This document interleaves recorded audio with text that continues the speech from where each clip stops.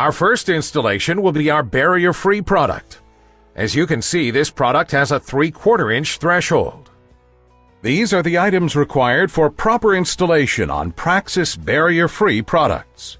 Materials: 2 50-pound bags of thin set, 2 5-gallon buckets, 2.5 gallons of water, 50 1¼ inch wood screws, 3 8-foot 2x4s, 1 8-inch piece of 2x4, 1 24-inch piece of 2x4, 2 large soft cloths to cover the shorter 2x4 pieces, wooden shims provided with the shower, 1 tube of non-shrink adhesive, liquid nails or equivalent, 1 gallon of water for testing the draft to the drain, tools, grout mixer, 3/4 inch trowel, claw hammer, drill, 1/8 inch drill bit, screwdriver, screwdriver attachment to match screws, 2-foot level, torpedo level, caulking gun, black marker to mark the threshold.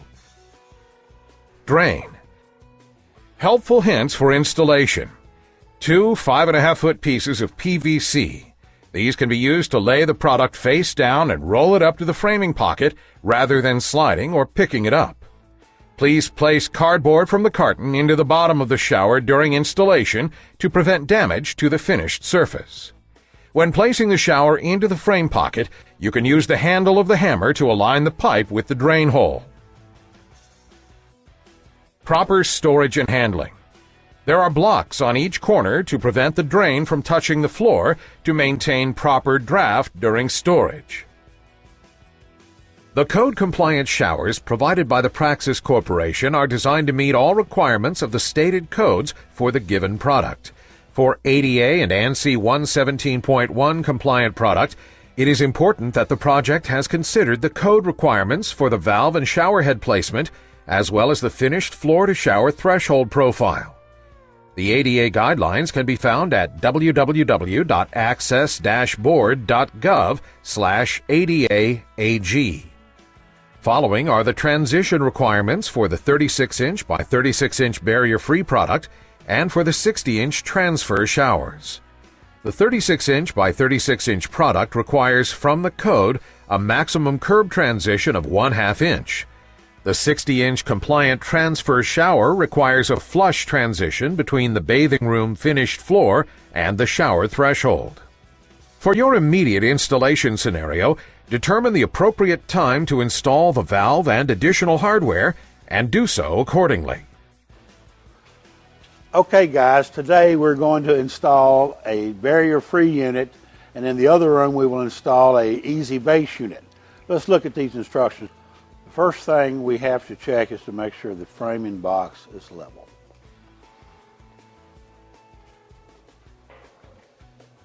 Make sure the framing pocket is proper size, square, and plumb.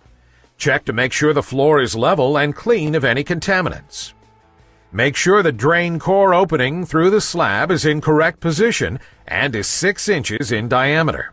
If this opening is 4 to 5 inches, there is a risk of the drain hitting the edge of the opening if the pipe is not centered. To prevent any confusion, there are 2 items to note related to this. Through the floor around the drain pipe, there needs to be a 6-inch core drill.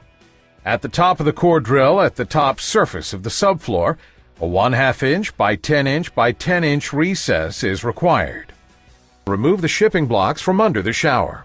Install no-caulk drain. Do not let the shower rest on the drain, as this will warp the floor and void the warranty. Let's set this unit in first and see how it fits.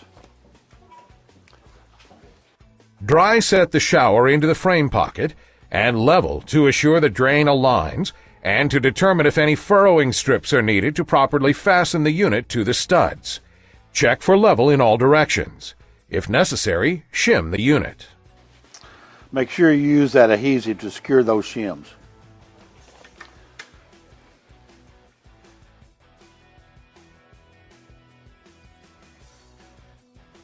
Place a mark across the front of where the threshold will be positioned. Pre-drill 1/8 inch holes into the flange area where the unit will be fastened to the studs. Drill the holes 16 inches on center on the horizontal flange and 8 inches on center on the vertical flanges. We have to mix up the thin set. It says it must be soupy. Remember, it will thicken as it sets. Apply a 3/4 inch to 1 inch bead of a quality polyurethane adhesive at the area marked where the threshold will be positioned. The best way to apply the thin set is to pour it from the bucket around the actual frame and trowel it to the middle. Make sure we didn't get any of the thin set under the threshold. Remember, we have to fill out that box of 3/4 inch of the way. Fill the box out area to within 1/8 inch of the top of the box out area with the thin set material. Apply the thin set into the pocket area. This is to fill the void and support the shower between the bottom of the shower and the floor. The void area will be as little as 1/16 inch around the drain area and up to 3/4 inch around the corner or edges of the shower walls. Estimate the amount needed to assure 100% contact with the thin set to the bottom of the shower. Use a 3/4 inch notched trowel to spread the thin set evenly, making sure there are no high spots that will push up on the bottom of the shower, causing the units to drain improperly. Remember that due to the slope of the shower, the area around the drain opening will and should be roughly 1/8 inch thick, and the area at the outside edges will progress to thicknesses that will be roughly 1/2 inch to 3/4 inch. This will vary between showers, between threshold heights, and between styles, but this will be a good benchmark.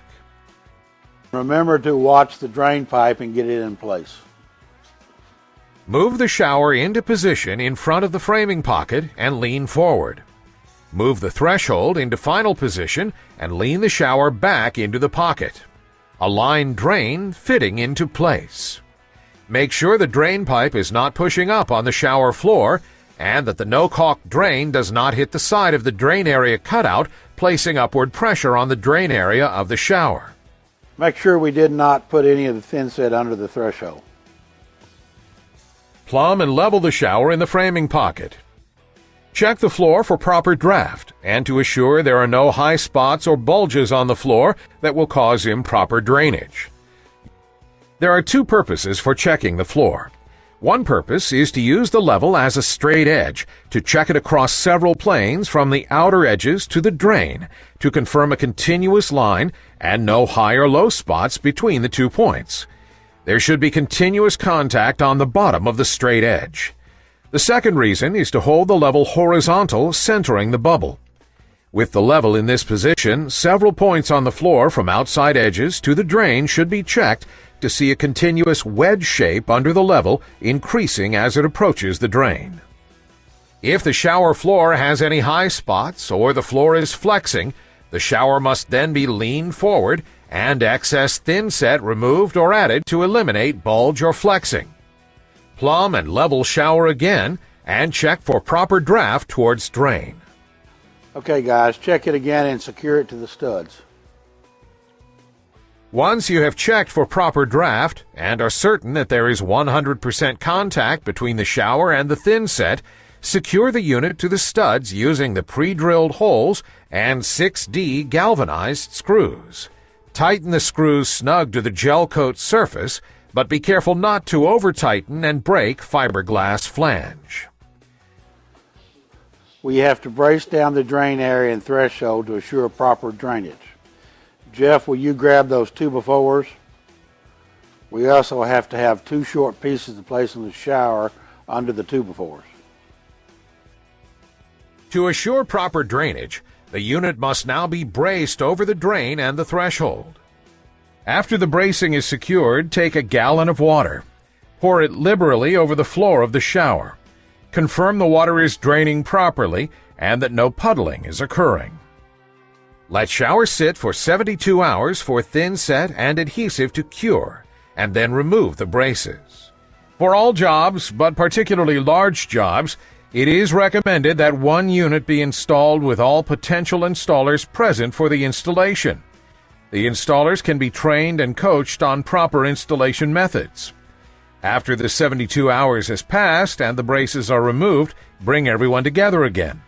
Review the outcome, the feel of the floor with draft, no bulges, and a solid foundation.